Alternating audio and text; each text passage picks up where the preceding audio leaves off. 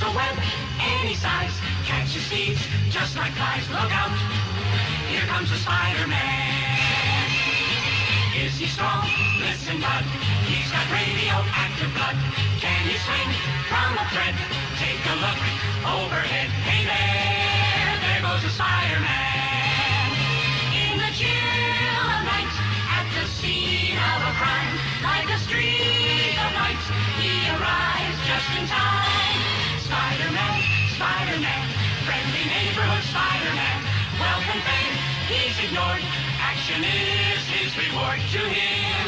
Life is a great big day. Wherever there's a hang, you'll find the Spider-Man.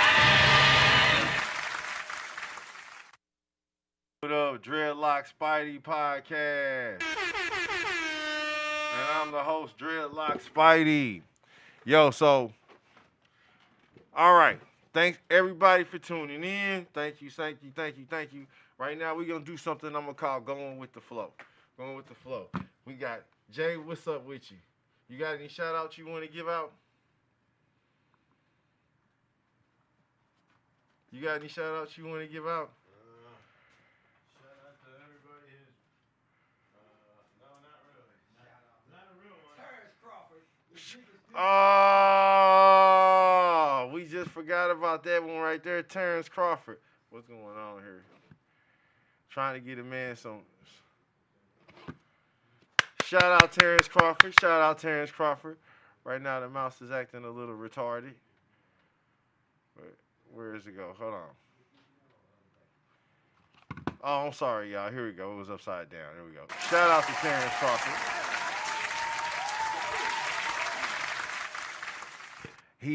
I didn't get to see the whole fight, but I got to see like enough of it to know that he's a dang on good fighter and he's got a really quick left hand. I'm gonna put it to you like that. His opponent, how do you pronounce his opponent's name? Canelo Alvarez. I watched it with shout out to Flawless. Let me get back to the shout outs. Flawless, you know what I'm saying, from the Bigo family. Flawless from the Sky with No Limit family. I'm gonna even give a shout out to Horny. She was on one this morning. I'm gonna give a shout out to the Snapchat family, my Instagram family. Give a shout out to the Overtime family. Give a shout out to the whole St. Louis and everybody that supports the Uncle Son Ali movement. And I got my support. He got his mic. All right, well, I got a support. I got this another podcaster in the building today, y'all. He been here. He's the Ed McMahon. He says, and don't want to be seen, but want to be heard. Don't want to be. He's always heard, always seen. You know, he part of the team. But as far as this is what I want to let out because I talked about it on Monster Squad podcast. There actually will be. I'm actually adding the Spideyverse to my storytelling podcast, which is going to be a comic book. Yeah. It is going to be a straight storyline. So, what's going to happen? I'm saying that to say this. In that storyline, in this podcast, us right now, we are living. In my storyline, it would be human. I mean, not human. It would be natural Earth. All right, it will be natural Earth. Yeah. So, in other words. This is going to be the beginning of metahumans in my universe. This will be like the beginning of metahumans in this world in 2025. Like, oh, wow. The Spider-Mans and stuff will just be what you have read about. So it'll be like in 2025, the first meta people that we see will be due to this virus that's being made in my comic book called Omega Culture. Okay. So it's gonna be something completely new. We are gonna be like the real world, and everything else is gonna be just stuff that we've read about. And then I've introduced my Dreadlock Spidey in the Spideyverse today, and so check out Monster Squad Original Storytelling podcast on Spreaker. Stay tuned to the story. I'm bring out, it's a continuation. It's the Herd Season universe, y'all. Right. All right? So Mercutio Moriarty is like the LLC, and Herd Seasons, Mercutio Moriarty is like Marvel, and Herd Seasons would be like X-Men. Okay. And there are all kinds of stories that kind of root around the main character of Herd Seasons, all right? Right. So right now in Monster Squad, this is a clone that's made to clone me. So I'm Uncle Son Ali in Monster Squad. Elon Kane would be who he is. Everybody would be who they are. I want my character. And it's the current time. You feel me? Right. So it was gonna be fresh. We will have a Superman because I can do that, but it won't be DC. He won't be necessarily. We will have a Black Panther, but it won't be T'Challa. You know what I'm saying? Right. We will have something like that, but it'll be something new and fresh. It'll be something original. That's just how it's gonna go. But like the story, as far as Monster Squad go, the character that's my clone is collecting souls to make a Monster Squad to take over the world. Wow. So there we go. Yeah, I'm writing. We write over here. We write and we read. So that's where we headed with all of this, and all this is just one step at a time. So what I want to do is I kind of want to talk about the fight a little bit. Because today's topic will be about sound, and I'm going to be doing an overview of a book called Tom Brown's Field Guide to Nature Observation and Tracking. But right now, what I want to do is, I think what I want to play is the Terence Crawford Archives Greatness, Alvarez versus Crawford, the fight highlights. It's only about 1.5 minutes long, and I think I want to go ahead and play it. Hey, Justin. I'm going to go ahead and play something. I'm going to play, I don't know if it's a video. Let me see. I don't think it's a video. No nonsense, Bud Crawford not having it. Here we go, round 9. Oh, and that's a good early land by Crawford. I think it's more than no nonsense. As Teddy Atlas would always say, Canelo is looking to be friends, and Crawford is not looking to be friends. Great exchange from Terence Crawford right there. Canelo's landing, but not like Terence Crawford in this exchange. This is furious action. Remains dangerous and is being implored by his corner. Get a visual somehow. Good sequence there by Crawford. I told you, motherfuckers. What did you just watch? I only speak the facts. All right. Well, right there, what I was trying to do is play some of the highlights of the fight, some of his punches. But we're going to move on to like... It was a good fight. It was a real good fight. The boxers react to Alvarez. We're going to go to their verbal, like what they verbally had to say, what boxers have to say. Ryan Garcia would react to the fight tweeting, "Canelo will forever be an inspiration to not only me, but so many other people. I love you, man. You are a legend in victory and defeat." Garcia would follow up with, "I actually believe Crawford may be the greatest fighter of all time." Terence Bud Crawford would upload this video immediately after the fight. What's up, Netflix? It's your boy Terence Crawford. Thank you for all my support. I told y'all I was going to win. I know a lot of them fans are going home crying, like I said. But shout out to all the fans that came to support. Guys, we got to move.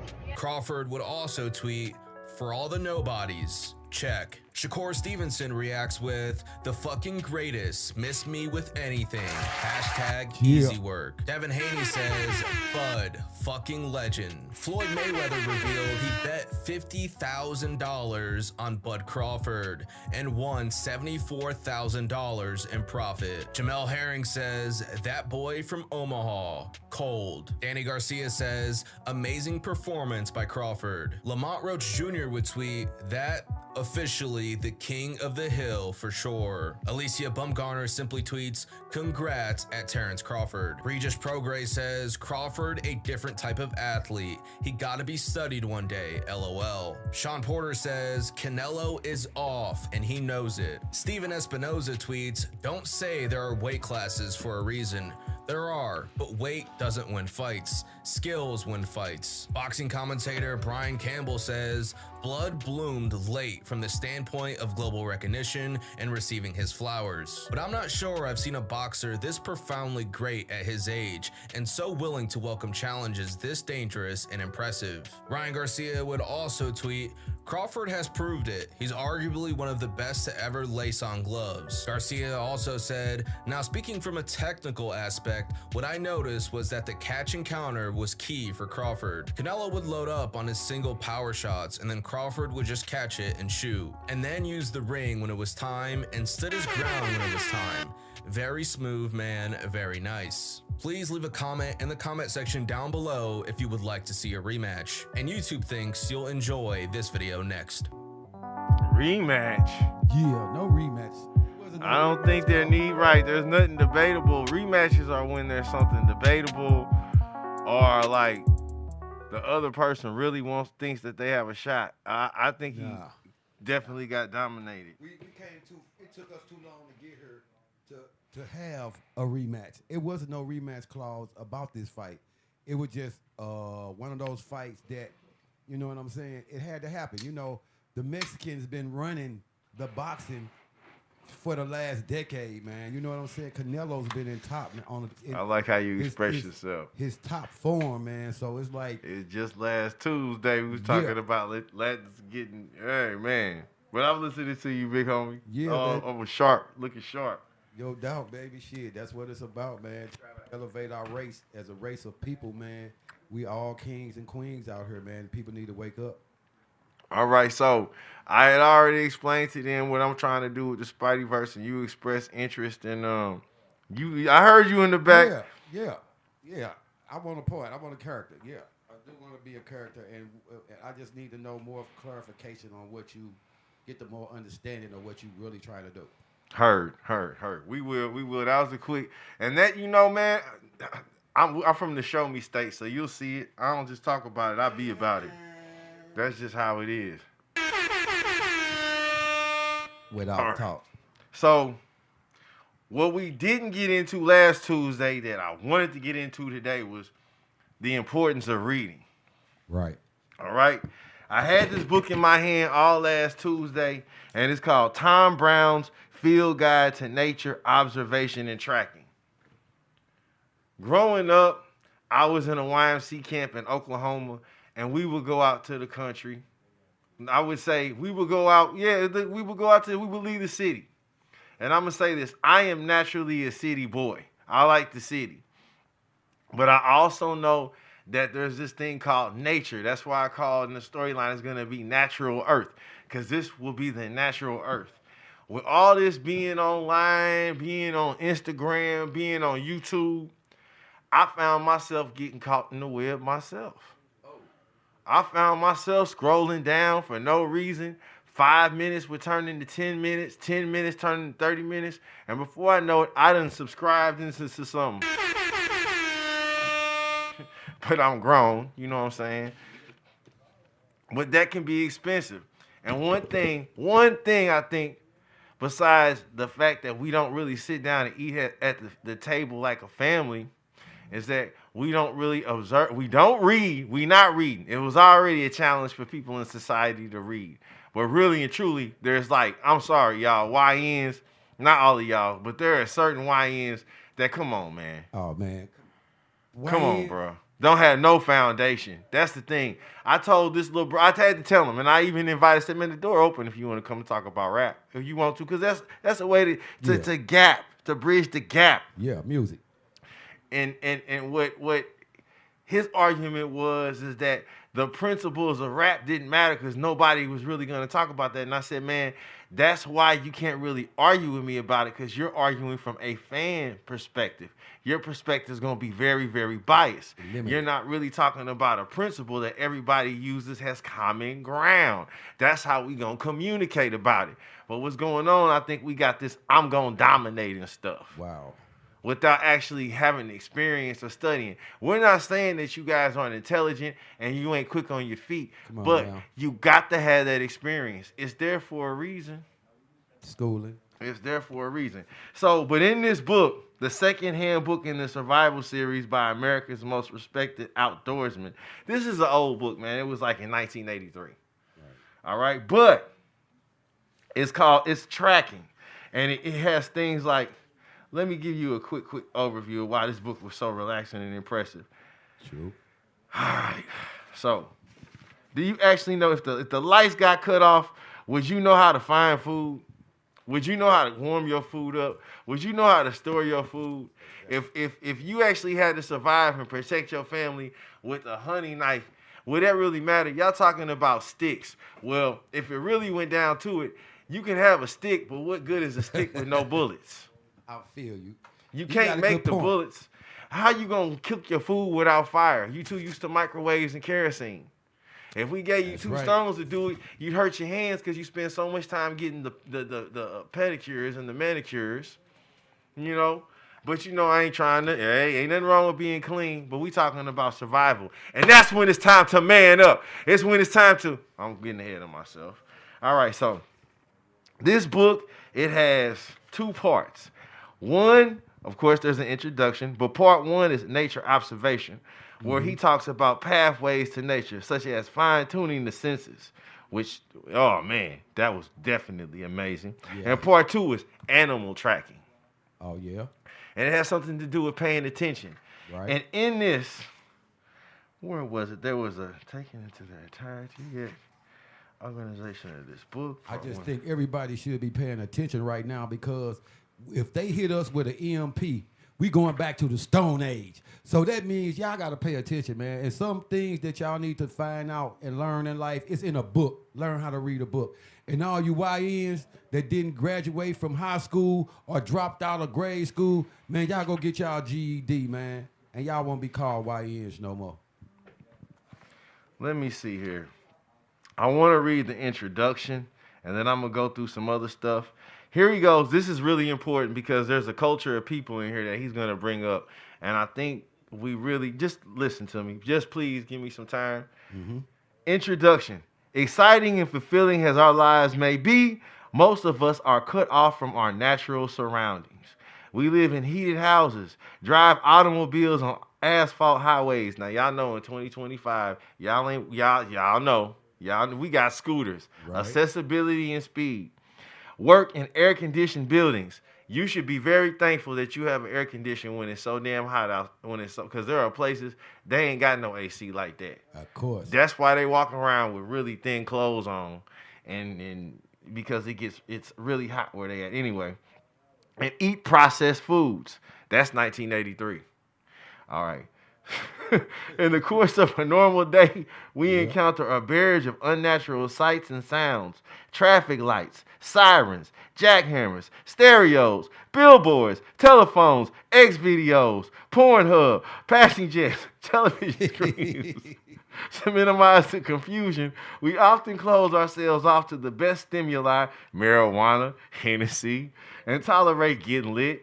Wow. And tolerate the worst. That's basically, this is me saying it in 2025, but I told you this book is 1983, right? So damn, nothing new under the sun, huh? It ain't, man. It ain't. All right. Everything that goes out, it comes back eventually. Everything that plays out, it comes back. You know what I'm saying? Just like clothes, shoes, you know, different things always play out, and it always finds itself circling back. So that's just the nature of human beings. Moreover, we live much of our lives by the clock, catering to schedules and worries more readily than to our own inner urgings, which is pretty much what you said. In a world such as this wilderness, recreation has tremendous importance. Recreation has tremendous importance. No offense, but what do they call weed? A recreational drug. All right. Every year, millions of people flock to mountains, woods, and beaches to find renewal in nature. We be looking at them like they crazy. Look at Moses. He going to the mountain. Before you know it, he come back and you swallowed up by the earth, all the firstborn dead by a plague. But he knew what was going on because he was wise enough to take some time to go to the mountain. You know? Let me get away from these crazy people, whipping people on the back and selling kids and doing all this crazy stuff. Exactly. So others flock to backyards and city parks. Now, I do go to city parks. That was one thing, and I don't mind backyards, but y'all know how sometimes you go through the alley, take out the trash, and it's that person that's just always sitting in the back. They may even be on their front porch just drinking coffee, minding their business. That's like therapy. You looking at them like they crazy, and they trying to not be crazy. The irony in all of this. Right. I got 1,000 roaches in my house. I get find peace outside on the back porch. I'm quite sure I can. Oh, man, that was deep. And because the roaches ain't some of them, it ain't their fault. They was there when they got there. They going to be there when they leave. Exactly. It ain't going to matter until you get somebody that's really going to come and take care of it. That's right. For many of us, such retreats fulfill a yearning, almost as basic as hunger. But the shackles of modern society are not easily thrown off. Even when removed from fast-paced environments, very few of us are able to slow down enough to appreciate the full splendor of nature. We often go to the woods burdened with so much anxiety. Man, my freaking phone. And with senses, say it again, and with senses so battered and dull that we can observe only a fraction of the message awaiting us beyond the asphalt and concrete. I didn't see that panther licking his lips, and I'm holding my newborn baby because I'm trying to take a Becca TikTok. Meanwhile, this big black bear is walking behind me. You know, Now, black folks don't put themselves in situations where they know it's going to Here we go. A chance something going to happen to them like white folks. They put themselves in a position, man, they don't care. They'll run into a Bigfoot, Sasquatch, you dig? Black folks don't believe in them woods and stuff, man. If we go camping, man, you dig what I'm saying? Yeah. After everything we lost, you dig what I'm saying? We the original Adam and Eve. We be out. We know about the woods before we knew about the club and then the sea. Exactly. Well, beyond the asphalt and concrete, galaxies around us go. Galaxies, you hear me? Right. Galaxies around us go unnoticed and unexplored. I'm gonna be real with y'all. When I lived out in West County, I saw the most beautiful thing one night. I watched a meteor storm. And it was amazing. If you ever it was a park in our apartment complex. I got to sit there and it was so good, bro. We just laid on our back and watched it. And it went on for probably about 20, 30 minutes. Man, that's and it was better than any Star Wars, any special effects you could see. It was the sky, unlimited sky. Let me tell you something right quick, not to cut you off. Go ahead, bro. Have you heard of this atlas, one eye that's headed toward You mentioned that last show. Yes, man. It's study getting here. It's supposed to be here by November or December. You dig what I'm saying? It's traveling. They saying it's changing the trajectory, and it's glowing. It's like it's glowing, man. Like it could be a spaceship. You know what I'm saying? But I've been like, you know, if you heard of it, you fine. If you haven't heard of it, go on YouTube and look for the atlas. You know what I'm saying? It's go check my man's source. 3-1 Atlas. You dig what I'm saying? We got something headed toward our universe. You know what I'm saying? I can neither deny or confirm whether that's true, but you know what, man? We're going to have a show about that because I'll be honest, I don't call them UFOs. I call them flying objects because I haven't seen many of them. I'm just going to say it. I'm going to tell the truth. Okay, what would you call an alien then? An alien? If you saw one, what would you call it? Just an alien. I don't know what I would do. Unidentified person? A being? I mean, me being as curious as I am, definitely a being, a living being. Because this is what I would say. As far as Islam goes, I'm going to answer this, and then we're going to get right back. As far as Islam goes, bro, he's the Lord of the worlds. So I'm already prepared, and I understand, and I believe that we're not alone. There are other, we just call it the unseen in Islam. And they're there, they've been there. It would be very arrogant. We know that even though as old as we are, the earth is old, and there's just been things on this organisms older than the human species, man. So just conquer that ego, and yes, it is definitely something superior to our race and us. All right, so galaxies, see, because the word galaxies, you see how strong that galaxies around us go unnoticed, but not to Mr. Kane. Now I got an idea of what your character might just be. And unexplored because we have lost our feeling of connection with the earth. Yet that connection can be reestablished. Exactly. In large part simply by awakening and nourishing our innate awareness with a few simple skills and some dedicated practice, any person can open his or her senses to the full richness of nature. Right, regardless of what he or she seeks there. I have seen it happen many times, he says. It happened in my own life because it happened in his own life more than 25 years ago, and that was 1983, so it's even longer. But when I met this was the reason why. This is what got me, okay? He met an old Apache Indian, y'all, Apache, Look up Apache Indians. They ain't no joke. That I'm gonna be honest. I have dated. She was fine as I don't know what. I've actually dated an Apache Indian. The only thing about it is that she don't play no games and she don't like weakness in men at all. I ain't gonna lie. She don't play that at all. Right. She didn't.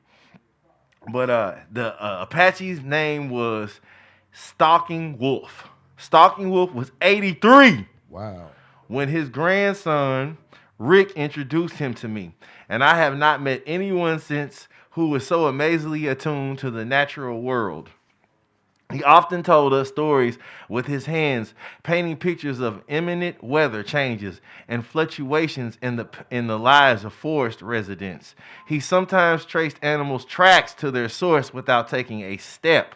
And a single track, he could read not only the biography of the animal that had left its signature, but chapters from the lives of all the others that were bound up with it, like an archaeologist reconstructing an animal from a single bone. He used tracks to piece together elaborate structures of interlocking events.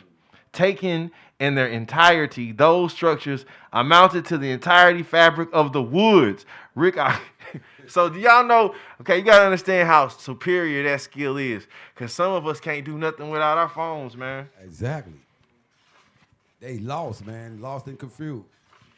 And you wonder why it's going to be a panic. Soon as China hit us with an EMP, it's going to knock out all electricity. So people going to be in their houses. Don't nobody know what you got in your household. It's going to be a lot of looting. You know what I'm saying? For real, for real. And here's one reason: sound. Okay, because sound. This is it. Right. All right. On page, he gets more in depth, and in part one, because that was an introduction, and the actual nature observation pathways to nature. Okay. He talks about things like clearing the mind, let go of time, slow down, sit down, let go of worries. Let death be your guide. Live as if this is it. Because if it's like that, that's the art of nature. Exactly. The art of nature observation is not separate from the art of living. Remembering, this one of the most valuable things you can do is to live each day as though you would die tomorrow. Exactly. Difficult as it is to construct such a scenario, it has tremendous power to enhance your perceptions. So but that's only in a good way, man. Not in a negative way. If in a positive way, with the algorithms and everything, if you can live by that law positively, it's gonna work for you. Right. I'm glad you shine. Yeah, because he wasn't trying to be negative. He's just saying that's what, as far as survival goes, it makes you perceive things sharply. You quicker when you know. If you know your life's dependent on it to get that A, you're gonna get that A. You're gonna get it, that boy. bill paid. I hope you do. But you know some people ain't built like that, and that's when the term "only the strong survive" really means something. That's right. The people that have to get out here and struggle in life before they graduate from grade school and high school, to have to make it in the streets when you ain't got a father or mother, nobody, no uncles to look up to, and they grow up in the streets. You know what I'm saying? They don't have nobody to look up to. So they got to use their instinct. They got to use their instincts. Like you know the what I'm Spidey saying? instinct. Just like the Spidey. Okay, so this was it. We finally here. Let me get the drum roll. The sound. We talk about one big thing besides don't analyze. Be quiet. Another requirement is to keep noise to a minimum. Keep noise to a minimum. So this can reflect on the streets. Like, if you're really out there doing it, don't talk on the phone. Don't be telling everybody your business. Be quiet. Yeah. Like when you're driving, don't get on your phone while you're driving. Everything has a process. Yeah. Please don't get on your phone. Not while you're driving. Who was the rapper? Corday had said, silence never betrayed a man, unless you're a victim. But silence never really betrayed a man. It should be obvious that you will experience more in nature if you are silent, but it bears repeating, partly because most of us are so addicted to chatter. We talk almost constantly at work and at play. We make our livings weaving arguments and advertisements. We work in radio. Yes, we are. We fill our lives with social gatherings and general gossip, and we install electronic devices in our homes and ears that amplify the sounds we produce. It has, though, quiet solitude or a deadly disease that can only be controlled by a stream of noise and confusion. On the other hand, In nature, silence is the rule, and this was the deepest. This was the point that pierced my soul. Check it out. And noise is the exception. Most animals communicate more by gestures and touch than by sound. Sound in nature broadcasts an animal's presence, and the wrong sound at the wrong time can mean an animal's death. Exactly. Sound also serves as a warning to animals. Since man is the world's most lethal predator, the human voice is almost always a danger signal that causes wildlife to run or hide. Come on. And most animals have a highly acute sense of hearing. Take care. Then, to keep your talk to a minimum, try to preserve the flow of nature by moving as quietly as possible. If you see something beautiful, communicate it by sign language as the Native Americans did. Imagine that your own life depends on remaining quiet, as it might someday in a survival situation. They say that when you go to prison.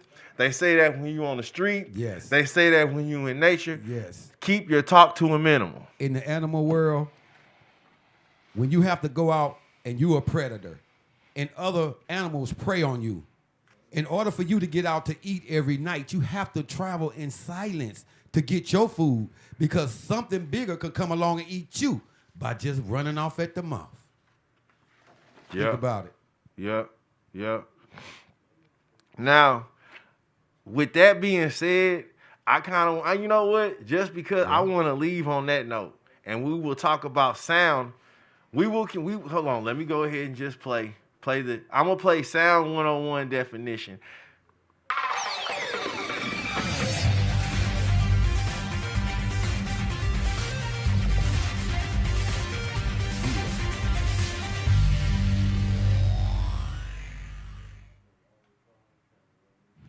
Sound is generated by the compression and rarefaction of air particles. This push and pull motion can be represented as a wave, in which the portion above the x-axis shows the duration and intensity of the compression period, and the portion below the x-axis represents the rarefaction period. The frequency of a wave is determined by counting the number of cycles within a given time period. For sound, we use the SI unit of hertz, meaning we count how many cycles occur per second. Frequency is correlated to our perception of pitch. Waves in which many cycles occur per second have a higher frequency, and are therefore perceived as being higher in pitch. Conversely, waves in which fewer cycles occur per second have a lower frequency, and thus a perceived lower pitch. The amplitude of the wave can be measured as a distance between the x-axis and the peak of the wave. This is closely related to our perception of loudness. All right, so that was the piece. That's starting it. And we're going to say that's the basics of sound. And we're going to talk more about sound next Tuesday, 6 o'clock. We're stronger than ever. And thank you for tuning in. That's the Dreadlock Spidey podcast. That's what it is. Shouts out to the whole St. Louis and everybody that supported us.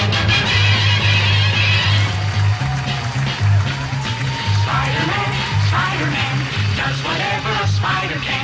Spins a web any size, catches thieves just like flies. Look out, here comes the Spider-Man.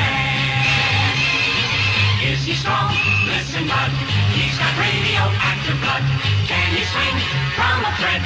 Take a look overhead. Hey there goes the Spider-Man. In the chill of night, at the scene of a crime, like a streak of light, he arrives just in time. Spider-Man, Spider-Man, friendly neighborhood Spider-Man. Wealth and fame, he's ignored. Action is his reward to him. Life is a great big bang.